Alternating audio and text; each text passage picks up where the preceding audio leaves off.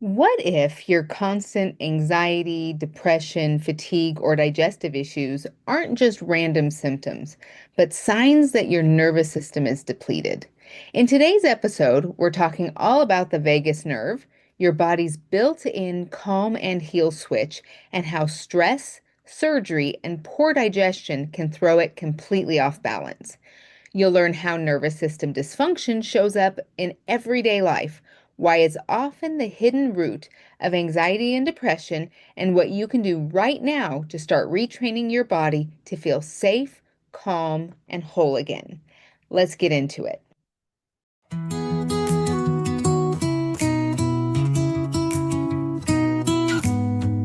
Gallbladder gone. Now what? Let's heal from the inside out.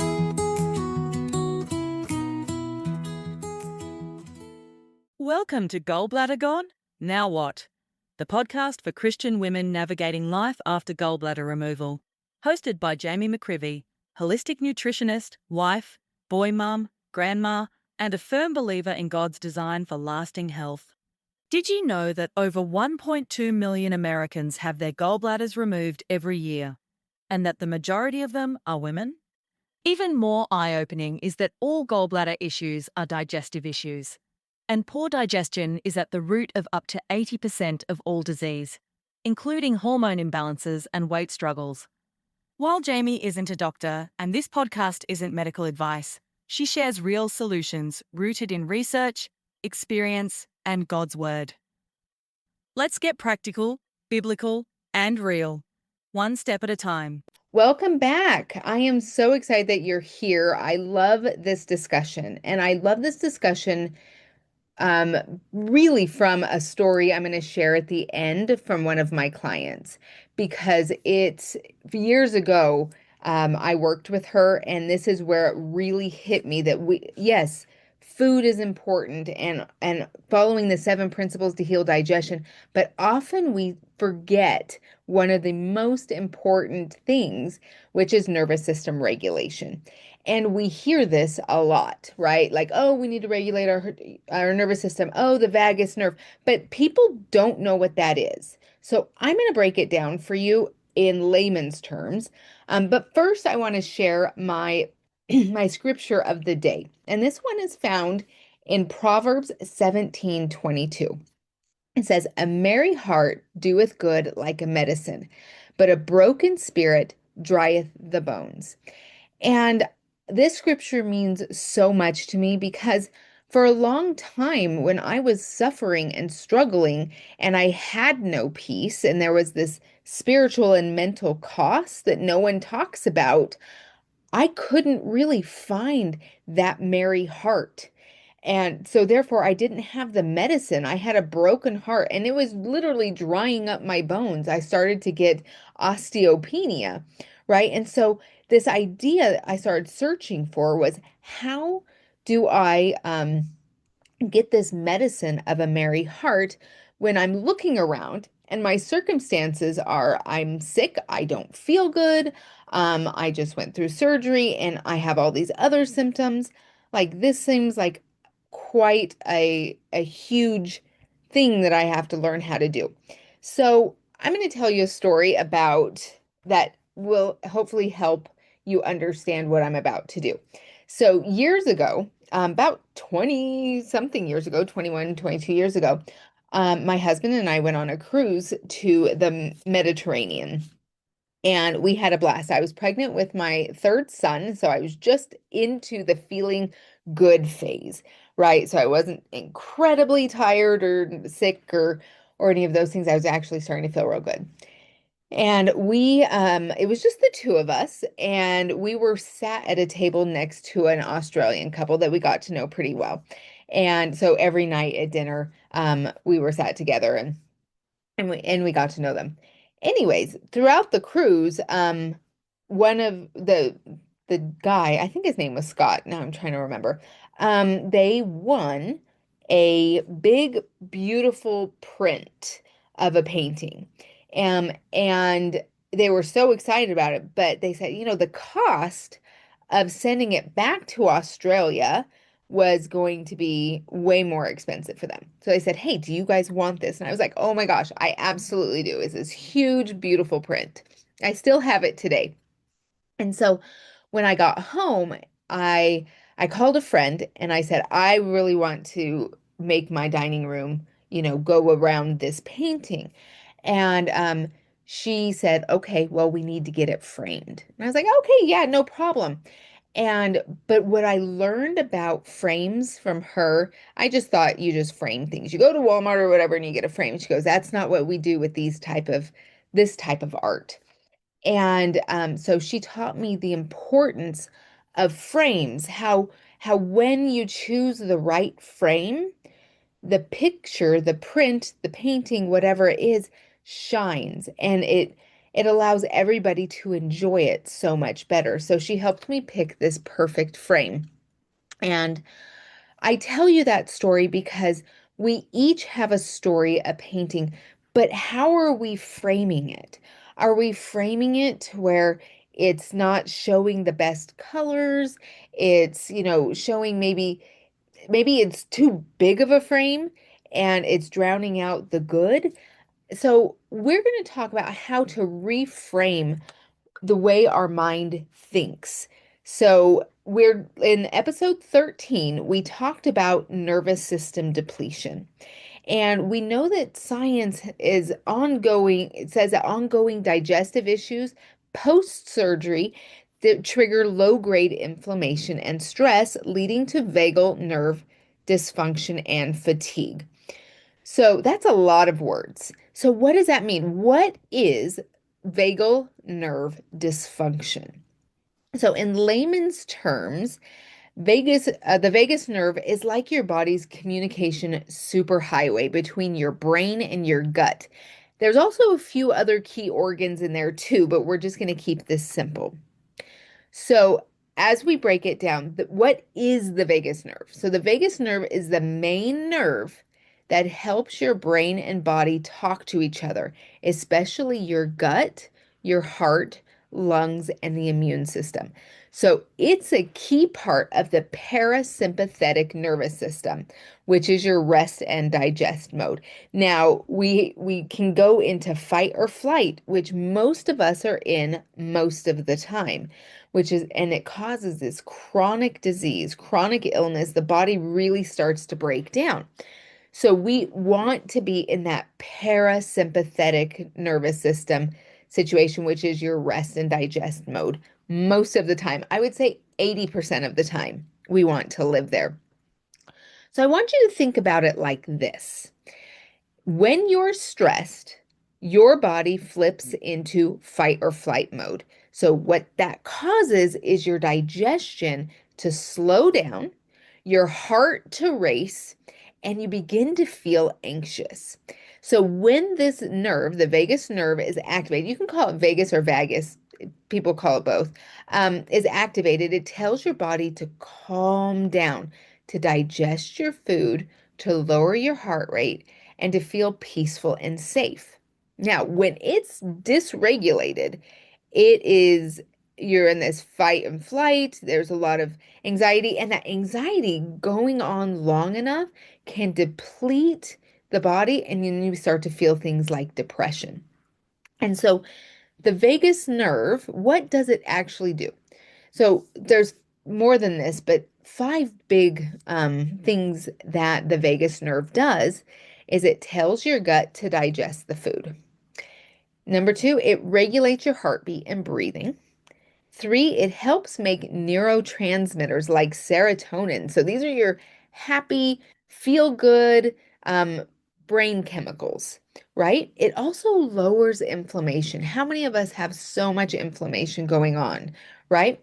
And the fifth one is it helps you feel calm and connected. So, why does this matter with anxiety, depression, and digestion? So, if your vagus nerve isn't working well, then you might feel things like bloating and constipation. You might feel anxious or panicked. I don't know if you've ever sat there and are like, hey, I'm just sitting here, maybe, you know, uh, at work. not just talking to friends, and suddenly you start to feel anxious. I used to do this. I remember very clearly. I was talking to a friend, we were laughing, we were having fun, and all of a sudden, like my chest started to tighten and I started really my heart was hammering and like my body kept kind of seizing up like I was in full-blown panic mode and I was sitting there thinking, but I'm sitting here enjoying this conversation with somebody. So it can have your body behave like that. Another thing it can do when it's not working well is cause mental fogginess and fatigue. So we've know what when we're like talking to somebody and we're like, what's the word? I can't think of the word, or I know I put that somewhere, and we really start to forget things. And it's common for it to happen every once in a while, but some of us start to live in this constant state of fog.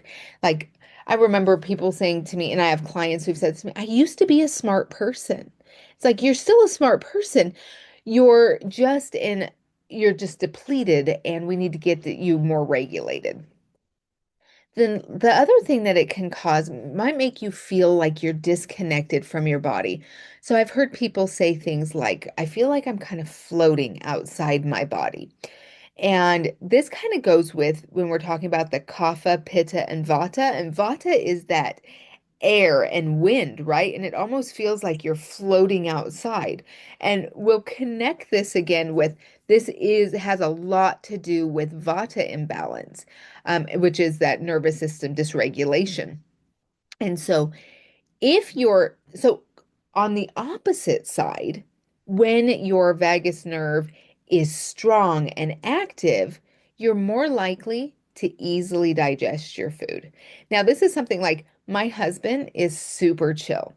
Like it's like I could be in a full-blown panic and I look over at him and he just is fine. He can just go to sleep easy. So it's just like I know that I have when I'm not regulated that he is. And I actually wonder if sometimes if that's what drew me to him too, is because he's a calming influence on me.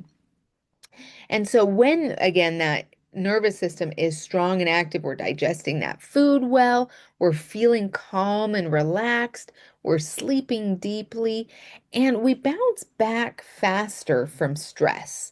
So we might have a stressful event, which none of us can not have, right? We're all going to have these stressful events, but we should bounce back from it. And so many of us are going from one stressful event to the next, and it's like constant.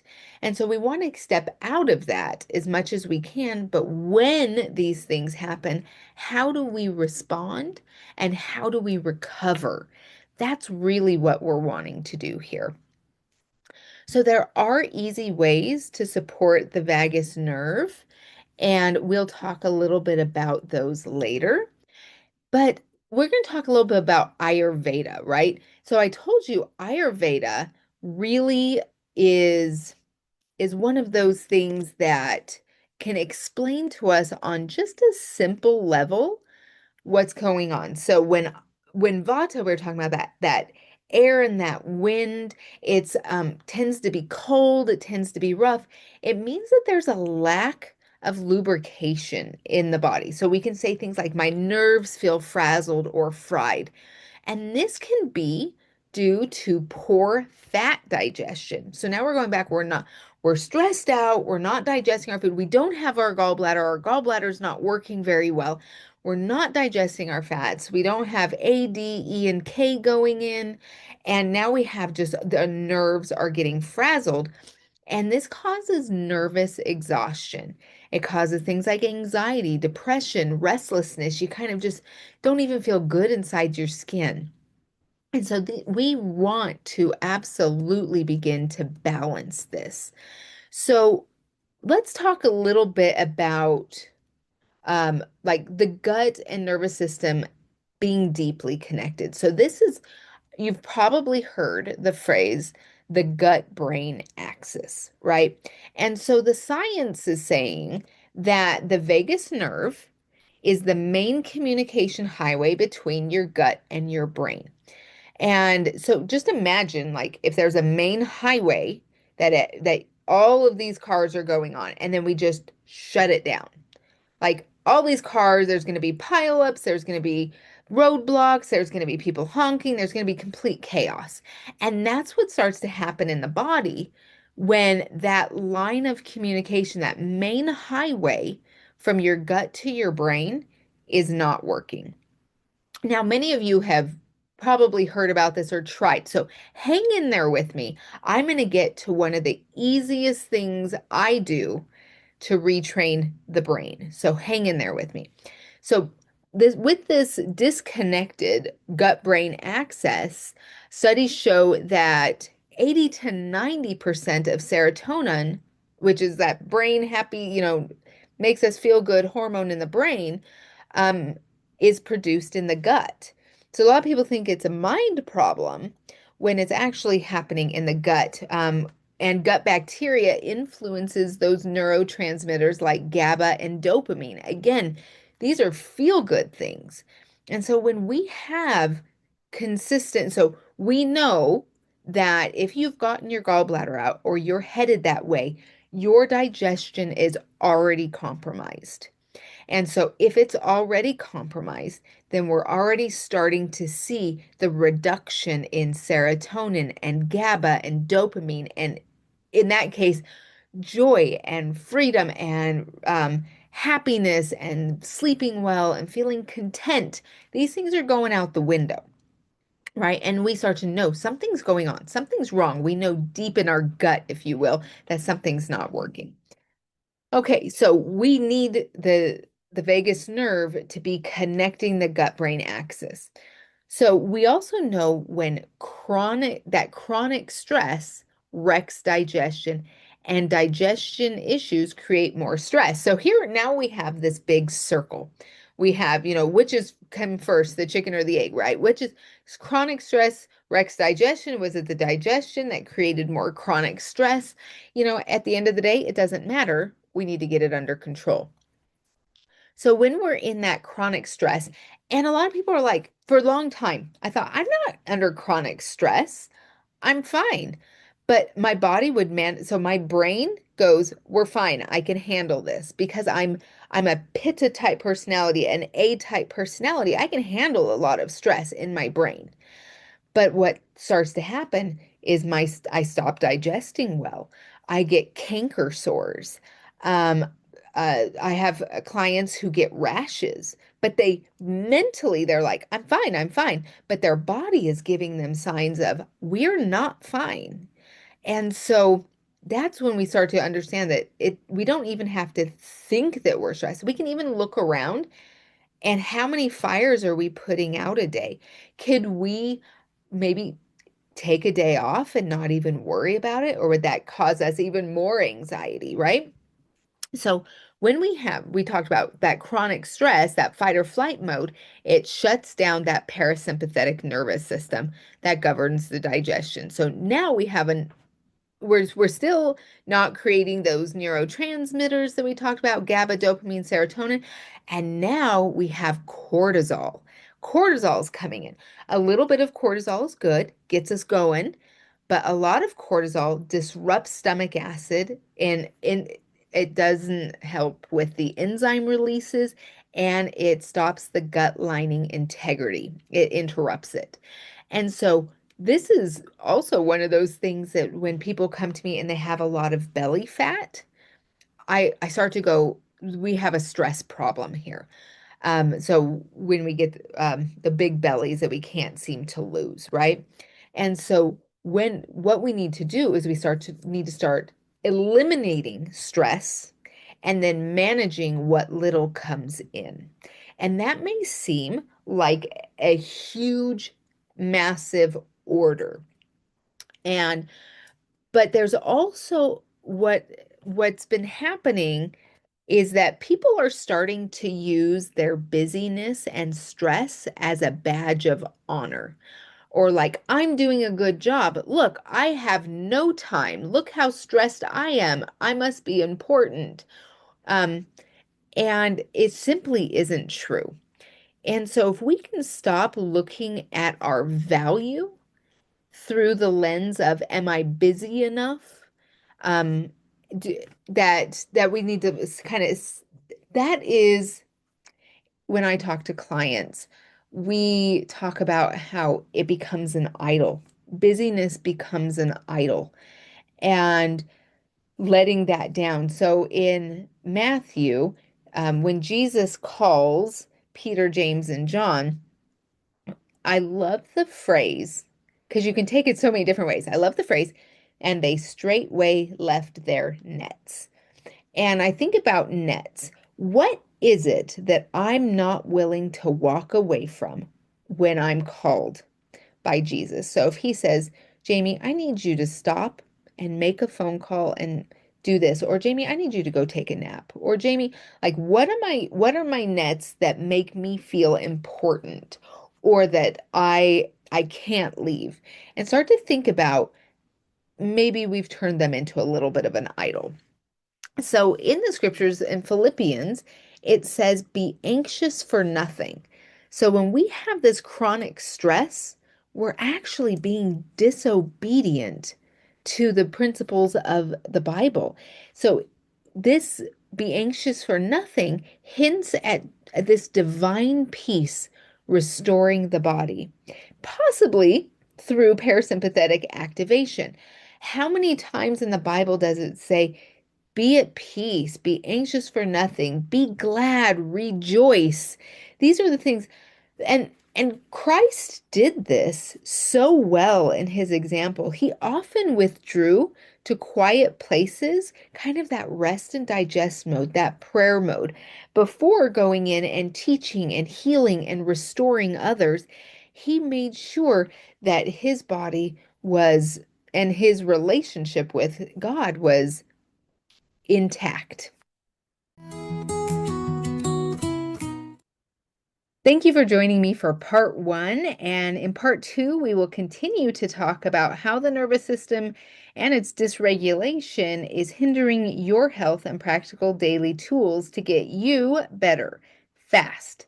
Plus, I'm going to tell you a story about an amazing young woman that I promised and her story of healing. So until then, make sure to like, subscribe, share, and click the show notes and get updates and PDFs for all of this information so you can have it at your fingertips. Until then, I will see you in part 2. If this episode encouraged you or offered practical insight, be sure to subscribe so you don't miss what's coming next. Leaving a review, subscribing, and sharing with even one friend helps more people discover this message, and Jamie is truly grateful for your support. Be sure to check the show notes for free downloads, helpful resources, and a link to join Jamie's private Facebook group for extra support and community that blends practical health with biblical truth. Just a reminder, Jamie isn't a doctor, so always consult your healthcare provider before making changes to your health plan.